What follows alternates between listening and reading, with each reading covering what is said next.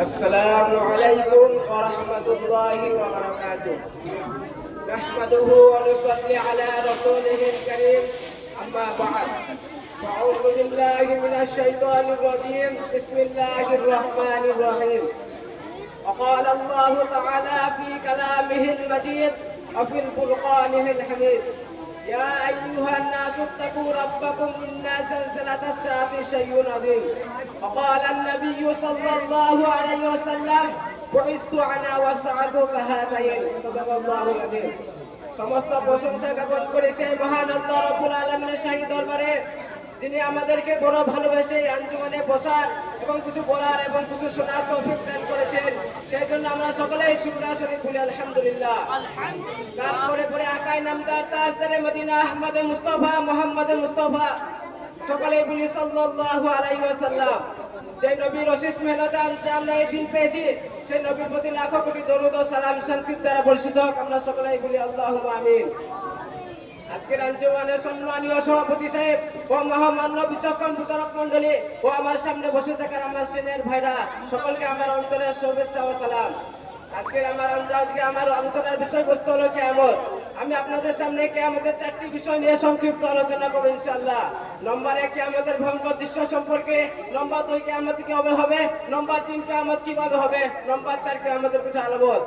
একটি কথা বিশেষ করে জেনে রাখা দরকার, প্রাচীনকালে কিছু বুদ্ধিজীবী মানুষের ধারণা ছিল যে পৃথিবী কখনো ধ্বংস হবে না, কিন্তু বর্তমান বিশ্বের প্রায় সব বুদ্ধিজীবী বিজ্ঞানীদের বিশ্বাস হলো যে পৃথিবীর সবকিছু একদিন ধ্বংস হয়ে যাবে।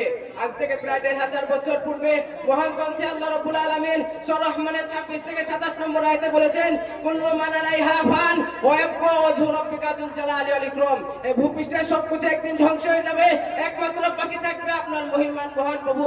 এই আয়াতে আমরা জানতে পারলাম সেদিন আল্লাহ তাআলা সত্য ছাড়া সবকিছু ধ্বংস হয়ে যাবে, আর এই ধ্বংসের দিনকে ইসলাম ধর্মে কিয়ামত বলা হয়। শতবিন্দু আল্লাহ তাআলা কিয়ামতের ভয়ঙ্কর দৃশ্য সম্পর্কে সূরা হজের 31 নম্বর আয়াতে বলেছেন: ইয়া আইয়ুহান নাসু তাকু রাব্বাকুম ইন্না যালজালাতাস সাআতি শাইউন আযীম ইয়াওমা তারাউনাহা তাযহালু কুল্লু মুরজিআতিন আম্মা আরদাত ওয়া তাযাউ কুল্লু যাতি হামলিন হামলাহা ওয়া তারান নাসা সুকারা ওয়া মা হুম বিসুকারা ওয়ালাকিন্না আযাবাল্লাহি শাদীদ। হে মানব জাতি, তোমরা তোমাদের প্রভুকে ভয় করো, নিশ্চয়ই কিয়ামতের ভূকম্পন একটি ভয়ঙ্কর ব্যাপার। সেদিন তোমরা দেখবে মা নিজের দুধের শিশুকে দুধ পান করা ভুলে যাবে, আর গর্ভবতী নারীদের গর্ভপাত হয়ে যাবে। সেদিন তোমরা দেখবে মানুষকে মাতালের মতো অবস্থায়, অথচ তারা মাতাল নয়, কিন্তু আল্লাহ তাআলা আযাব অত্যন্ত কঠিন।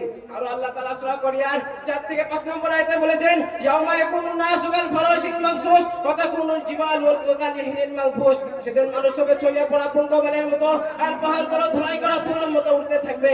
আর আল্লাহ তাআলা সূরা বাশার 34 নম্বর আয়াতে বলেছেন: ইয়াউমা ইয়াফিরুল মাররু মিন আখিহি ওয়া উম্মিহি ওয়া আবিহি ওয়া সাহিবাতিহি ওয়া বানিহি। সেদিন মানুষ নিজের ভাই এবং নিজের পিতামাতা থেকে এবং নিজের স্ত্রী ও সন্তানের থেকে পালাবে। অর্থাৎ সেদিন এমন ভয়ঙ্কর পরিস্থিতি হবে যে মানুষদের একান্ত আপনজনের কোন রকম সহযোগিতা চাওয়ার ভয়ে পালিয়ে যাবে, কেউ কারোর হবে না। এবার আসে আল্লাহ তাআলা এবার আসে কিয়ামত কবে হবে। মনে রাখবেন, কিয়ামত কবে হবে এটা একমাত্র আল্লাহ তাআলা ছাড়া এমনকি কোন নবী কোন ফেরেশতা পর্যন্ত জানে না। মিশকাত শরীফের 2 নম্বর হাদিস, মিশকাত শরীফের 2 নম্বর হাদিস হযরত ওমর রাদিয়াল্লাহু তাআলা আনহু থেকে বর্ণিত আছে যে একসময় ফেরেশতা জিবরাইল আলাইহিস সালাম নবী সাল্লাল্লাহু আলাইহি সাল্লামের কাছে যে 5টি প্রশ্ন করেছিলেন, তার মধ্যে 4 নম্বর প্রশ্ন ছিল কিয়ামত কবে হবে। উত্তরে নবী সাল্লাল্লাহু আলাইহি সাল্লাম বলেছিলেন: এই সম্পর্কে আমার তোমার চেয়ে বেশি কিছু জানা নাই, অর্থাৎ কিয়ামত কবে হবে তা যেমন তুমিও জানো না, তেমন আমিও জানি না। লোকমানের শেষ আয়াতে বলা হয়েছে নিশ্চয়ই কিয়ামতের সুনির্দিষ্ট আল্লাহ তাআলার কাছে রয়েছে, অর্থাৎ কিয়ামত কবে হবে তা একমাত্র আল্লাহ তাআলা ছাড়া জানে, আল্লাহ তাআলা ছাড়া জানে, আল্লাহ তাআলা জানে, তাছাড়া কেউ জানে না। লোকমানের তবে বিভিন্ন হাদিসে বর্ণিত আছে যে কিয়ামত হবে শুক্রবারে, সেটা কোন বছরে এবং কোন মাসে এবং কোন শুক্রবারে তা আল্লাহ তাআলা ছাড়া কেউ জানে না। শতমণ্ডলী এবার আসে কিয়ামত কিভাবে হবে এই সম্পর্কে আল্লাহ তাআলা সূরা সুমারের 68 নম্বর আয়াতে বলেছেন: অনুফিকা বিসূরি ফাসাইকা মা ফিস সামাওয়াতি ওয়া ফিল আরদ ইল্লা মা শাআল্লাহ সুম্মা নুফিকা ফি উখরা ফাইযা হুম কিয়ামুন ইয়ানজুরুন। যখন প্রথমবার সিংহায় ফুঁকতে হবে, তো আসমান ও জমিনে যারা আছে সকলে বেহুশ হয়ে যাবে, তবে আল্লাহ যাকে চাইবেন সে বেহুশ হবে না। তারপর যখন আবার দ্বিতীয়বার সিংহায় ফুঁকতে হবে, তখন তারা সকলে দাঁড়িয়ে একে অপরকে দেখতে থাকবে। থাকবে। আমরা এর দ্বারা জানতে পারলাম যে কিয়ামতের সময় ফেরেশতা ইসরাফিল আলাইহিস সালাম সিংহায় দুবার ফুঁক দিলেন। প্রথমবার আসমান ও জমিন ও সমস্ত মাখলুক ধ্বংস হবে, আর দ্বিতীয়বার সবাই দাঁড়িয়ে হাসরের মাঠের দিকে ছুটবে। আর এই দুবার সিংহায় ফুঁক দেওয়ার মাঝে কতদিনের ব্যবধান থাকবে এই সম্পর্কে সহিহ বুখারীর 4935 নম্বর হাদিস হযরত ওমর রাদিয়াল্লাহু আবু হুরায়রা রাদিয়াল্লাহু আনহু থেকে বর্ণিত আছে যে রাসূলুল্লাহ সাল্লাল্লাহু আলাইহি সাল্লাম বলেছেন, মা বাইনা নাহবাতাইনি আরবাউনা, যে দুবার সিংহায় ফুঁক দেওয়ার মাঝে 40 দিনের ব্যবধান থাকবে। সকালমন্ডলী এবার আছে কি আমাদের কিছু আলামত নিয়ে আলোচনা করে।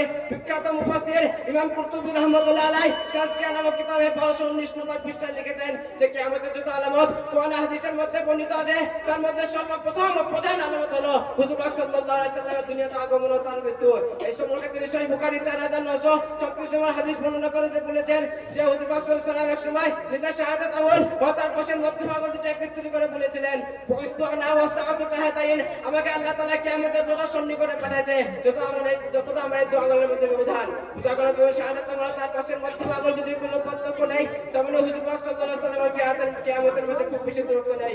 এবার আমরা বক্তব্য করছি ওয়া আখিরু দাওয়ানা আলহামদুলিল্লাহি রাব্বিল আলামিন। আসসালামু আলাইকুম ওয়া রাহমাতুল্লাহি ওয়া বারাকাতুহু।